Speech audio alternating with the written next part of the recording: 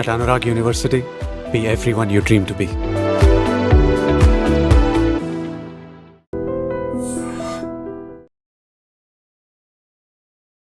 కానీ మీ అవగాహన మంచిదే. కానీ చలపతి అతని భార్య ఇద్దరు కలిపి ఫోటోలు దిగడం, ల్యాప్టాప్లు ఉండడం, అదే ఒక మైనస్ అయింది అనేది.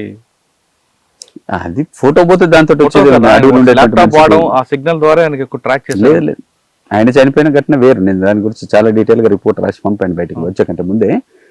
ఆ ఘటనలో ఆ ఫోటో కానీ ఆ కనెక్షన్స్ కానీ అవన్నీ బయటకు చెప్పే కారణాలు వేరండి. వాస్తవంగా జరిగినటువంటిది ఎవరు నీకు బయటకు చెప్పారు ఎట్లా జరిగింది. సోర్స్ దాచుకోవడం అనేది అది కామన్ కదా. వాటిలో ఉన్న ఇంటెలిజెన్స్ కానీ ఎవరైనా కూడా వాళ్ళ తెలపతి ఘటన అది నేను చెప్తున్నా. డివిజన్ ప్లీనం జరపాలనే సన్నాహాలలో భాగంగా మేమంతా జమై ఉన్నాం అక్కడ. చలపతి, నేను, ఆ కులాడిఘాటి అనే ప్రాంతం. కులాడిఘాటి ఒక గ్రామ పంచాయతీ నవపాడు జిల్లాలో వస్తుంది. ఛత్తీస్గఢ్ ఈ ఒడిశా బార్డర్లో, గరియాబంద్ నవపాడు జిల్లాలో బార్డర్ ప్రాంతం అది. ఆ కులాడిఘాటి అనేటువంటిది అక్కడ హిల్స్ ఉంటాయి అన్నమాట కంటిన్యూస్ గా. అక్కడ అప్పటికే శత్రువు కేంద్రీకరణ క్యాంపులు వేసారు, స్పెషల్ బ్యాచెస్ తయారు చేసిన తర్వాత నిరంతరం కూంబింగ్ జరుగుతున్నాయి. ఆ ప్రాంతంలో ఆ టైంలో అట్లాంటి ప్రోగ్రామ్ పెట్టుకోవడమే అసలు తప్పు. అయినప్పటికీ ఆల్రెడీ కమిటీ ఒక నిర్ణయం చేసుకున్నాం కాబట్టి దాన్ని కంటిన్యూ చేయడంలో భాగంగా మేము అక్కడక్కడే తచ్చాడుతూ ఈ సన్నాహాలన్నీ చేసుకున్నాం. ప్రిపరేషన్ అంతా ఈ ప్రిపరేషన్ చేస్తున్నదంతా వాచ్ చేస్తున్నాడు శత్రువు.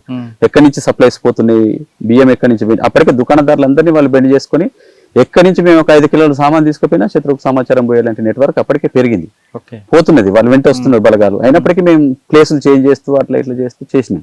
ఇక అప్పటికి లాస్ట్ ఇది నడవదు, దీన్ని మనం క్యాన్సిల్ చేసుకోవాలనే నిర్ణయం బ్యూరో మీటింగ్ జరిగి ఆ నిర్ణయం తీసుకొని విడిపోదాం అనేటువంటిది ఆల్రెడీ నిర్ణయం అయిపోయింది. రేపు విడిపోవాల్సింది. నేను చలపతి రిక్వెస్ట్ చేసి జస్ట్ రేపు విడిపోదాం, ఈ రోజు వద్దు అని అన్న తర్వాత మేము ఆగిపోయినాం. ఒక్కరోజు ఎక్స్టెండ్ చేసుకొని ఆ ఒక్క రోజులోనే ఘటన జరిగింది. అప్పటికే ఆ ప్రాంతంలో మేము పరిసరాలలో ఉన్నామనేటువంటి సమాచారం పోయింది. మేము ఆ జరిగిన ప్లేస్ దగ్గర కూడా ముందే వాళ్ళు రెక్కి చేసుకుని ఇక్కడ అప్పుడప్పుడు డేరాలు వేస్తారని చెప్పి ఇన్ఫార్మర్స్ పెట్టారు. వెదురులు నరికే వాళ్ళ పేరుతో వచ్చి వాచింగ్ పెట్టారు అనమాట. మీకు వచ్చినప్పుడు చెప్పాలి. జరిగిందండి ఘటన తెల్లవారుజామున 5 గంటలకే బ్యాచెస్ మొత్తం అనేక వలయాలుగా చుట్టుముట్టారు. మేము ఆ సాయంత్రం వస్తున్నప్పుడే 6 గంటల టైంలో వెదురులు నరికే వాళ్ళు కలిసిండ్రు అనమాట. అప్పటికి మాకు చర్చ జరిగింది, అసలు వీళ్ళు ఎవరు ఉండొచ్చా, మనం ఇక్కడి నుంచి పోవాలన్నా అని. అంటే వీళ్ళు లోకల్ వాళ్ళు ఏమన్నారంటే, లేదు మనకు కలిసే వాళ్ళే, నమ్మొచ్చు, మనం పొద్దున్న లేచి పోయేదే కాబట్టి ఉండొచ్చు అని. అంటే మేము ఆ నమ్మకంతో ఆగినాం. వాళ్ళు పోయిన ఇన్ఫర్మేషన్ ఇచ్చింది సాయంత్రం 6 గంటలకు. కాబట్టి వాళ్ళు 2 రాష్ట్రాల పోలీసు వాళ్ళంతా ఆర్గనైజ్ అయ్యి అనేక వలయాలుగా, ఆ టెరైన్ కూడా అంత మంచిది కాదు. 2 వైపులా పెద్ద 2 లోయలు ఉంటాయి అనమాట. వాటిని ఎక్కడ పడితే అక్కడ క్రాస్ చేయరాదు. ఎక్కడెక్కడైతే క్రాస్ చేయగలుగుతాం అక్కడల్లో ఒక ప్లాటూన్ ఫోర్సెస్ని ఎంగేజ్ చేసి మొత్తం సీల్ చేసేసింది అనమాట. ఒకవైపు మొత్తం పెద్ద రాజు కోటల్ లాంటి అది గుట్ట ఉంటుంది అనమాట, కట్ అయినటువంటి, దాన్ని ఎక్కలేము అట్లా.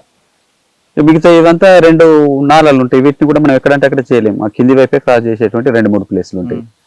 వాళ్ళు ఇదంతా ఒక పథకం ప్రకారం రెక్కి చేసుకొని మేము ఈ 2 నాళాలకు యువతల వైపు ఉన్నాం. ఇటువైపు నుంచి వచ్చింది అనమాట ఒక బ్యాచ్. వచ్చి వాళ్ళు ఫైరింగ్ చేయకుండా చుట్టుముట్టినట్టుగా శబ్దాలు చేయడంతో మేము అలర్ట్ అయి తెల్లవారుజామున.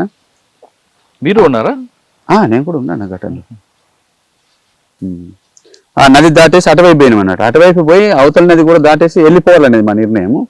అయితే అప్పటికి వాళ్ళు ప్లాన్ గా దిగ్బంధనం చేశారు కాబట్టి దాటే పాయింట్స్ అన్ని మేము అటు పోగానే ఈ పాయింట్ కూడా వాళ్ళు ఆక్యుపై చేసి సీల్ చేసేసారు. మేము 2 నాళాల మధ్యలో ఇరుక్కుపోయినాం. మొత్తంగా అందులో 3 రోజుల యుద్ధము, 35 సార్లు మా మీద ఎదురు బదురు కాల్పులు, అనేక సెల్లింగ్ చేయడం, ఇదంతా జరిగింది అనమాట. 3 రోజులలో దాదాపు 16 మంది కామ్రేడ్స్ కోల్పోయినాం ఆ ఘటనలో. నేను ఆ 3 రోజులు కూడా చక్రబంధం మధ్యలోనే ఉండి ఆ రిపోర్టు, నేను కూడా చనిపోతా అనేటువంటి ఉద్దేశంతో, బతికే ఛాన్స్ లేదు, హోప్ లేదు అప్పటికి. ఆ ఉద్దేశంతో ఈ ఘటన ఎందుకు జరిగింది, ఎట్లా జరిగింది అనేది బయట ప్రపంచానికి తెలవాలని అక్కడే నా దగ్గర మొబైల్ ఉండేది, నేను టైప్ చేసేది కాబట్టి ఈ రిపోర్ట్ అంతా కూడా అక్కడ నుండి టైప్ చేసి బయటికి పంపాలనే ఉద్దేశంతో ప్రిపేర్ చేసిన తర్వాత 3వ రోజు ఈ బలగాలన్నీ విత్డ్రా అయిన తర్వాత నేను అక్కడి నుంచి ఎస్కేప్ అయి బయటకు వచ్చి మళ్ళీ ఆర్వీ ప్లేస్లో మిగతా తప్పుకున్న వాళ్ళందరం కలుసుకొని ఆ తర్వాత ఒక 4-5 రోజులకి నేను ఊర్లో ఒక ఊరు సింపతైజర్ మొబైల్ ద్వారా ఇంటర్నెట్కి పంపి అట్లా బయటకు పంపాను ఆ రిపోర్ట్. అట్లా ఆ ఘటనలో 16 మంది. నా చుట్టూ 3 రోజుల్లో చలపతి గారి బాడీని తీసుకున్నారా లేదా పోలీసులు తీసుకెళ్ళిపోయారా? పోలీసులు ఈ 16 మంది ఎవరికి తీసుకుపోలేదు. నేను తీసుకుపోయే ఛాన్సే లేదు. అక్కడి నుంచి బతికే ఛాన్స్ లేదు, వాళ్ళ శవాలని తీసుకుపోయే పరిస్థితి లేదు. కానీ మీకు ఎప్పుడు తెలిసింది చలపతి గారు అమరుడని? ఎప్పుడు తెలియడం ఏంటి, మేము 16 మంది మా సహచరులందరూ మా చుట్టూతోనే చనిపోయారు. మేము ఈ వలయాన్ని బ్రేక్ చేసుకుని ఏదో ఒక పద్ధతులలో బయటికి పోవాల్సిందే, వేరే మార్గం లేదు. అప్పటికి 3 రోజులు మేము వరుసగా గోలుగా తిరిగాము. ఎక్కడ పోయినా కూడా బ్యాచ్ తోటి ఫైరింగ్ జరిగింది. 35 సార్లు ఫైరింగ్ అంటున్నాను కదా, షెల్లింగ్ చేసారు. మేము కాబట్టి ఏమనుకున్నాం అంటే ఈ రాత్రి చీకటిని ఉపయోగించుకొని ఒక దగ్గర ఏదో ఒక దగ్గర గండి కొట్టుకొని మనం వెళ్ళిపోవాలి. చచ్చిపోయే వాళ్ళు చచ్చిపోతారు, బతికే వాళ్ళు బతుకుతారు. మీతో పాటు ఎంతమంది ఉన్నారు? మేము మొత్తం టీము 46 మంది. 46 మంది టీము. అందులో 16 మంది చనిపోయి 30 మందిని తప్పించుకున్నాం మేము. 3 రోజుల యుద్ధంలో అన్ని బలగాలు చుట్టుముట్టిన 30 మందిని బయటపడడం అనేది మామూలు విషయం కాదు. 16 మంది చనిపోయారు. అయితే బ్రేకింగ్ చేయాలనేటువంటి దాడిలో మేము అందరం పోయినాం కలిసే. మాకంటే ముందు ఒక టీం ఉంది 5గురు, మేమంతా వాళ్ళ వెనకాల ఉన్నాం. ఎంత చేసినా చీకట్లో కాబట్టి వాళ్ళు మంచి కవర్లలో ఉన్నారు. వాళ్ళకు తూటాల సమస్య లేదు, షెల్స్ సమస్య లేదు. మా దగ్గర అప్పటికే అనేక సార్లు ఫైరింగ్ జరిగి తూటాలన్నీ కూడా అయిపోయినా మేము ధైర్యంతో పోయినాము. దగ్గర దాకా పోయి ఫైరింగ్ చేసినా కూడా వాళ్ళు మాకు ఛాన్స్ ఎవరు చేశారండి అప్పుడు? పోలీసులు ఛత్తీస్గఢ్ 2 రాష్ట్రాలు వాళ్ళు సమన్వయంతో చేశారు. మీకు ఆ ప్రాంతంలో బాగా ఇబ్బంది పెట్టిన పోలీస్ ఆఫీసర్ ఎవరు? ఇంకా ఒక్కరేంది ఆ ప్రాంతాలలో పనిచేస్తున్న అందరూ ఒకరి తర్వాత ఒకరు నిర్బంధాన్ని కంటిన్యూ చేశారు. ఎవరో వచ్చారు. దీనికి రిటాలియేషన్ చేయాలనుకున్నారా? అప్పటికి రిటాలియేషన్ చేసేటువంటి పరిస్థితులు లేవు. ఆత్మరక్షణ చేసుకోవడం ఎట్లా అనేదే చేసుకోలేని స్థితి వచ్చింది అప్పటికి. కాబట్టి రిటాలియేషన్ సమస్య లేదు. అంతకు ముందు కాలంలో జరిగిన వాటికి అట్లా చేసినాము, అవకాశం ఉన్నప్పుడు, మన బలం ఉన్నప్పుడు. కానీ 2 years జరిగినటువంటి కగార్ ఆపరేషన్ లో మళ్ళీ మనం ప్రతిఘటన గురించి ఆలోచించే ఛాన్స్ లేదు. కాబట్టి అది జరిగిన తర్వాత వరుసగా అనేకం అట్లాంటి వలయాలలో తప్పుకోవడం, ఆత్మరక్షణ చేసుకోవడం అనేటువంటిది గగనంగా మారినటువంటి స్థితిలో వెంటనే ప్రతిఘటన. ఆ టైంలో మల్లోజ్ వేణుగోపాల్ గారు లెటర్ రాశారు, మన పార్టీని లీగలైజ్ చేద్దాం, తప్పుకుందాం. ఆ లెటర్ని దేవ్జీ గారితో పాటు కొంతమంది మీలాంటి వాళ్ళు వ్యతిరేకించారు. మరి ఎందుకు తిరిగి బయటికి రావాలనుకున్నారు? మా దాకా ఆ లెటర్ రాలేదు, నాకు చేరలేదు. నేను బయటకు వచ్చిన తర్వాత నాకు మహాసముద్ర ఎస్పీ ఇచ్చింది. అడిగితే నేను మహాసంద్ర ఎస్పీ వాళ్ళు ఇట్లనే అన్నారు, ఈ సోన్ రాసిన లెటర్ చూసిన 21 పేజీలు అంటే అప్పటికి నాకు రాలేదు సోన్ ఉత్తరం. ఎందుకంటే ఈ 2-3 దాడులు చక్రబంధాలు వరుసగా జరిగిన తర్వాత నేను ఒక దగ్గర ఉండొద్దు అనేటువంటి నిర్ణయంతో మేము బలింగేర్ డివిజన్ వైపు వెళ్ళిపోయాను. ఒక బ్యాచ్, మా బ్యాచ్ ఇప్పుడు బయటకు వచ్చినటువంటి 15 మంది ఇంకొక 2 రెండోసారి దాడిలో అమరులైనరు. మేము అపాయింట్మెంట్ కోసం అసలు బాలకృష్ణను రక్షించుకోవాలనే ఉద్దేశంతో అప్పటికి నేను పెట్టిన ప్రపోజల్ ఏంటిదంటే చాలా కేంద్రీకరణ ఈ నవపాడ గరియాబంద్ ప్రాంతంలో ఉంది. మేమంతా మొబిలైజ్ అయిన విషయం కంటిన్యూగా శత్రువుకు సమాచారం ఉంది. ఆ సమాచారం ఆధారంగా చాలా కేంద్రీకరిస్తున్నాడు. కాబట్టి ఈ కేంద్రీకరిస్తున్న టైంలో మనం ఇక్కడ ఉండడం సురక్షితం కాదు. అప్పటికి పాక హనుమంతు కూడా ఈ ప్రాంతంలోనే ఉన్నాడు. మేమందరం కలిసి మీటింగ్ చేసుకున్నాం. ఇక్కడ మనం ఎక్కువ మంది ఉంటే నష్టపోవడం తప్ప బతికే ఛాన్స్ లేదు. కాబట్టి వీలైనంత తొందరగా ఇక్కడి నుంచి ఇతర ప్రాంతాలకు పోవాలని చెప్పి హనుమంతుని మేము కలాండి వైపు పంపించేసినాం. ఆ కలాహండి రూట్ కూడా ఎప్పటి నుంచో శత్రువు కేంద్రీకరించి కట్ ఆఫ్ చేసిండు. చాలా ఇబ్బందిగానే పోవాలి. అయినప్పటికీ మనం ఇక్కడ ఉండడం కంటే అటు పోతే కొద్ది మంది మీద మనం రక్షించబడతాం. కాబట్టి వీలైనంత తొందరగా పోవాలని ఆయనని పంపించిన సురక్షితంగానే ఆయన వెళ్ళిపోయిండు. తర్వాత బాలకృష్ణ కూడా పోవాల్సి ఉండే. ఇంకో ప్రమోద్ అనే కామ్రేడ్ తనతో పాటు చనిపోయిండు ఆయన తోటలో. ఆయన కూడా పోవాల్సి ఉండే. ఆయన అనారోగ్యానికి గురై పోలేని స్థితిలో ఇక్కడ ఆగిపోయిండు. కాబట్టి సరే ఆయన ఇక్కడ ఉన్నా కూడా బాలకృష్ణ అటు పోవడం కానీ లేదా బలింగీర వైపు పోవడం కానీ మొత్తానికి వికేంద్రీకరించబడి ఉండాలనేటువంటిది బలంగా నేను చెప్పినటువంటిది. వాళ్ళు కూడా కన్విన్స్ అయిన తర్వాత హనుమంతుని పంపించేసినాము. బాలకృష్ణను చివరి టైంలో కులాడి ఘటన జరిగిన తర్వాత దాంట్లో ఆయన లేడు, కానీ గరియాబంద్ ప్రాంతంలో ఉన్నాడు. ఆ ఘటనలో లేడు. తర్వాత తనను కూడా రక్షించుకోవడానికి నేను ముందుగా పోయి అక్కడ ఏర్పాట్లు చేసి, నేను ప్రత్యక్షంగా బాధ్యత వహిస్తున్న డివిజన్ కాబట్టి అంత కష్టాలు ఉన్నప్పటికీ కొన్ని ప్రిపరేషన్స్ చేసుకొని ఇంకొక లీడర్ కూడా రకాడి నుంచి ఉత్తరాల అపాయింట్మెంట్ ద్వారా నేను తనకు రాస్తే ఆయనను కూడా ఇటు రమ్మని తను రావడానికి సంసిద్ధత వ్యక్తం చేసి మళ్ళీ ఒక టీమును పంపమని అంటే అపాయింట్మెంట్ పెట్టుకున్నాం మేము.